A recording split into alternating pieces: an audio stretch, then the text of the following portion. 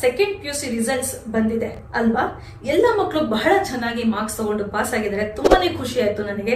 ಎಲ್ಲ ಮಕ್ಕಳಿಗೂ congratulations and all the very best. ಇಂಥ ಒಂದು ಸಂದರ್ಭದಲ್ಲಿ ಒಂದು ವಿದ್ಯಾರ್ಥಿನಿ ನನಗೆ ತುಂಬಾನೇ ಇಷ್ಟ ಆಯ್ತು. ಅದು ಯಾರಪ್ಪ ಅಂತಂದ್ರೆ ದಕ್ಷಿಣ ಕನ್ನಡ ಜಿಲ್ಲೆಯ ಮೂಡಬಿದ್ರೆ ತಾಲೂಕಿನ ದೀಶಾ ಪೂಜಾರಿ. ಇವರು ಕಾಮರ್ಸ್ ಅಲ್ಲಿ 600 ಔಟ್ ಆಫ್ 600 ತಗೊಂಡಿದ್ದಾರೆ.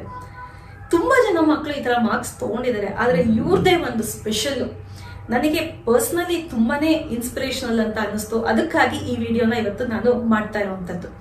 ಏನು ಈ ಸ್ಟೂಡೆಂಟ್ ನ ಸ್ಪೆಷಾಲಿಟಿ ಅಂತಂದ್ರೆ, ಈ ಹುಡುಗಿ ಎಕ್ಸಾಮ್ ಬರೆದಿದ್ದಾಳೆ, ಮಧ್ಯದಲ್ಲಿ ಇವರ ತಾಯಿ ಡೆತ್ ಆಗಿದೆ. ಅಂದ್ರೆ ಒಂದು 3 ಪೇಪರ್ಸ್ ಬರ್ದಿದ್ದಾಳೆ, ಅದಾದ್ಮೇಲೆ ಡೆತ್ ಆಗಿದೆ ಇವ್ರ ತಾಯಿದು. ನಂತರ ಮತ್ತೆ ಇವಳು ಎಕ್ಸಾಮ್ ನ ಕಂಟಿನ್ಯೂ ಮಾಡಿದಾಳೆ, ಬಿಟ್ಟಿಲ್ಲ. ಕಂಟಿನ್ಯೂ ಮಾಡಿ ಬರೆದು ಈ ಲೆವೆಲ್ ಅಲ್ಲಿ ಮಾರ್ಕ್ಸ್ ತಗೊಂಡಿರುವಂತದ್ದು ಎಷ್ಟು ಒಂಥರ ಶಾಕಿಂಗ್ ಅನ್ಸುತ್ತೆ, ಇನ್ಸ್ಪಿರೇಷನಲ್ ಅಂತ ಅನ್ಸುತ್ತೆ ಅಲ್ವಾ. ಯಾಕೆ ಅಂತಂದ್ರೆ ಸಹಜವಾಗಿ ಸಾಮಾನ್ಯವಾಗಿ ಎಲ್ಲರೂ ಏನ್ ಮಾಡ್ತಾರೆ, ಇಂಥ ಒಂದು ಕೆಟ್ಟ ಪರಿಸ್ಥಿತಿನಲ್ಲಿ ಮನಸ್ಥಿತಿನ ತುಂಬಾ ದುರ್ಬಲ ಮಾಡ್ಕೊಂಡ್ಬಿಡ್ತಾರೆ, ವೀಕ್ ಆಗೋಗುತ್ತೆ ಅಲ್ವಾ. ಅದು ಸಹಜವಾಗಿ ಆಗುವಂಥದ್ದು. ಎಸ್ಪೆಷಲಿ ಒಂದು ತಾಯಿ ಕಳ್ಕೊಂಡಿದೀವಿ ಅಂತ ಅಂದ್ರೆ ಇಟ್ಸ್ ಗ್ರೀವಿಂಗ್ ಪೀರಿಯಡ್ ಅಂತಾನೆ ನಾವು ಕರಿತೀವಿ ಸೈಕಾಲಜಿನಲ್ಲಿ. ಅಂದ್ರೆ ಒಂದು ತುಂಬಾ ಅತಿ ದುಃಖಮಯ ಪರಿಸ್ಥಿತಿ. ಅಂಥದ್ರಲ್ಲಿ ಎಮೋಷನಲಿ ನಂಬಾಗ್ಬಿಡ್ತಾರೆ ಮಕ್ಕಳಾಗ್ಲಿ ದೊಡ್ಡವರಾಗ್ಲಿ ಯಾರೇ ಆಗ್ಲಿ. ಏನ್ ಮಾಡ್ಬೇಕು, ನನ್ನ ಫ್ಯೂಚರ್ ಏನು, ನನಗೆ ಯಾರ ಗತಿ ಅನ್ನೋ ಒಂದು ಪ್ರಶ್ನೆ ಕಾಡ್ತಾ ಇರುತ್ತೆ. ಡಿಪ್ರೆಷನ್ಗೆ ಹೊಟ್ಟೋಗುವಂತ ಒಂದು ಪರಿಸ್ಥಿತಿ.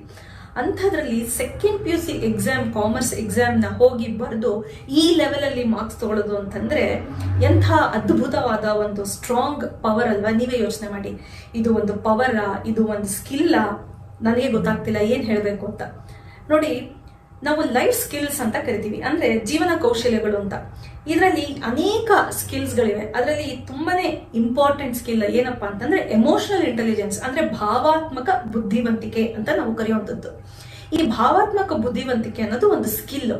ಇದರಲ್ಲಿ ಮನುಷ್ಯ ಏನ್ ಮಾಡ್ತಾನೆ ಅಂತಂದ್ರೆ ತನ್ನ ಭಾವನೆಗಳನ್ನ ತುಂಬಾ ಅದ್ಭುತವಾಗಿ, ತುಂಬಾ ಎಫೆಕ್ಟಿವ್ ಆಗಿ ನಿಭಾಯಿಸ್ತದೆ. ಒಂದು ಒಳ್ಳೆ ಕಂಟ್ರೋಲ್ ಇರುತ್ತೆ ತನ್ನ ಒಂದು ಎಮೋಷನ್ಸ್ ಮೇಲೆ.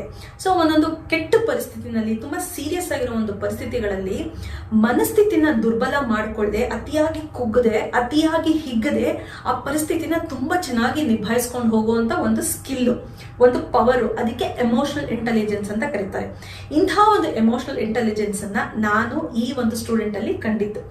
ಇನ್ನು ಎರಡನೇ ಸ್ಕಿಲ್ ಏನಪ್ಪಾ ಅಂತಂದ್ರೆ ಡಿಸಿಷನ್ ಮೇಕಿಂಗ್ ಸ್ಕಿಲ್, ಒಂದು ಒಳ್ಳೆ ಸರಿಯಾದ ನಿರ್ಧಾರ ತಗೊಳ್ಳುವಂತ ಒಂದು ಸ್ಕಿಲ್.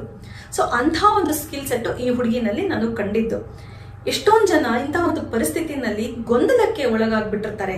ಎಕ್ಸಾಮ್ ಹೋಗ್ಲಾ ಬೇಡವಾ, ಇದು ಸರಿನಾ ತಪ್ಪಾ, ನನ್ ಕೈಲಿ ಆಗುತ್ತಾ ಇಲ್ವಾ ಅನ್ನೋ ಒಂದು ಕನ್ಫ್ಯೂಷನ್, ಕಾನ್ಫಿಡೆನ್ಸ್ ಡಿಪ್ ಆಗ್ಬಿಟ್ಟಿರುತ್ತೆ, ಆಂಗ್ಸೈಟಿ, ಡಿಪ್ರೆಷನ್ಗೆ ಒಳಗಾಗಿರ್ತಾರೆ. ಅಂಥದ್ರಲ್ಲಿ ಇಂಥ ಒಂದು ನಿರ್ಧಾರ ತಗೊಳ್ಳೋದಕ್ಕೆ ಸಾಧ್ಯನಾ, ನಿರ್ಧಾರ ತಗೊಂಡು ಸರಿಯಾದ ನಿರ್ಧಾರ ತಗೊಂಡು ಅದನ್ನ ನಿಭಾಯಿಸೋ ಒಂದು ಶಕ್ತಿ. ಸೊ ಆ ಒಂದು ಡಿಸಿಷನ್ ಮೇಕಿಂಗ್ ಸ್ಕಿಲ್ ನ ಸಹಿತ ಈ ಹುಡುಗಿನಲ್ಲಿ ನಾನು ನೋಡಿದ್ದು. ಇನ್ನು ಮೂರನೇದು ಏನಪ್ಪಾ ಅಂತಂದ್ರೆ ಮೆಂಟಲ್ ರೆಸಿಲಿಯನ್ಸ್, ಸ್ಥಿತಿಸ್ಥಾಪಕತ್ವ. ಈ ಸ್ಥಿತಿಸ್ಥಾಪಕತ್ವ ಅಂತ ಏನ್ ಹೇಳ್ತೀವಿ, ಇದಕ್ಕೆ 4 C's ಬೇಕಾಗತ್ತೆ. 4 C's ಅಂದ್ರೆ ಮೊದಲನೇದಾಗಿ ಚಾಲೆಂಜಿಂಗ್ ಆಟಿಟ್ಯೂಡ್. ಎಂಥ ಪರಿಸ್ಥಿತಿ ಬರಲಿ ನೋಡೋಣ, ಇದನ್ನ ಎದುರಿಸೋಣ, ಏನಾಗುತ್ತೆ ನೋಡೋಣ ಅಂತ ಒಂದು ಸವಾಲ್ ಮಾಡುವಂಥದ್ದು, ಚಾಲೆಂಜ್ ಮಾಡುವಂಥದ್ದು, ಅದು ಮೊದಲನೇದು. ಎರಡನೇದು ಕಂಟ್ರೋಲಿಂಗ್, ಅಂದ್ರೆ ಆ ಪರಿಸ್ಥಿತಿಯಲ್ಲಿ ತನ್ನ ಮನಸ್ಥಿತಿನ ಕಂಟ್ರೋಲ್ ಮಾಡ್ಕೊಳ್ಳುವಂಥದ್ದು, ತನ್ನ ಇಂಟೆನ್ಸ್ ಎಮೋಷನ್ಸ್ ಅನ್ನ ಮ್ಯಾನೇಜ್ ಮಾಡುವಂತ ಒಂದು ಪವರ್. ಇನ್ನು ಮೂರನೇದು ಏನಪ್ಪಾ ಅಂದ್ರೆ ಕಮಿಟ್ಮೆಂಟ್. ನಾನು ಈ ಒಂದು ಪರೀಕ್ಷೆಗೆ ಕಮಿಟ್ ಆಗ್ಬಿಟ್ಟಿದೀನಿ, ಪರೀಕ್ಷೆ ಬರೀಲೇಬೇಕು, ಇಷ್ಟು ಮಾರ್ಕ್ಸ್ ತಗೊಳ್ಳೇಬೇಕು, ನನಗೆ ಇಷ್ಟು ಗುರಿಗಳಿದೆ ಅನ್ನೋ ಒಂದು ಕಮಿಟ್ಮೆಂಟ್, ಅದನ್ನ ಬಿಟ್ಕೊಡೋದಿಲ್ಲ. ಇನ್ನು ನಾಲ್ಕನೇದು ಏನಪ್ಪಾ ಅಂತಂದ್ರೆ ಕಾನ್ಫಿಡೆನ್ಸ್. ನನ್ನ ಮೇಲೆ ನನಗೆ ಕಾನ್ಫಿಡೆನ್ಸ್, ನಾನು ಚೆನ್ನಾಗಿ ಬರಿತೀನಿ, ನನಗೆ ಆಗುತ್ತೆ ಅನ್ನೋ ಒಂದು ಕಾನ್ಫಿಡೆನ್ಸ್. ಈ 4 C's ಇದ್ರೆ ರೆಸಿಲಿಯನ್ಸ್ ಅಂತ ಏನ್ ಹೇಳ್ತೀವಿ, ಅಂದ್ರೆ ಸ್ಥಿತಿಸ್ಥಾಪಕತ್ವ ಅನ್ನೋದು ಆಟೋಮೆಟಿಕ್ ಆಗಿ ಬಂದ್ಬಿಡುತ್ತೆ. So emotional intelligence, decision making skills and mental resilience, ಈ ಒಂದು 3 ಮುಖ್ಯವಾದ ಸ್ಕಿಲ್ ಸೆಟ್ ನಾನು ಈ ಸ್ಟೂಡೆಂಟ್ ಅಲ್ಲಿ ಕಂಡಿದ್ದು. ಸೊ ಎಲ್ಲಾ ಮಕ್ಕಳು ಈ 600 ಔಟ್ ಆಫ್ 600 ತಗೋಬೇಕು ಅನ್ನೋದು ನನ್ನ ಮೆಸೇಜ್ ಅಲ್ಲ. ಆದ್ರೆ ಇಂಥ ಒಂದು ಸ್ಕಿಲ್ ಸೆಟ್, ಇಂಥ ಒಂದು ಮೈಂಡ್ ಸೆಟ್, ಇಂಥ ಒಂದು strong and positive mind set ಅನ್ನ ಸ್ಟೂಡೆಂಟ್ಸ್ ಗಳು ಬೆಳೆಸ್ಕೋಬೇಕು.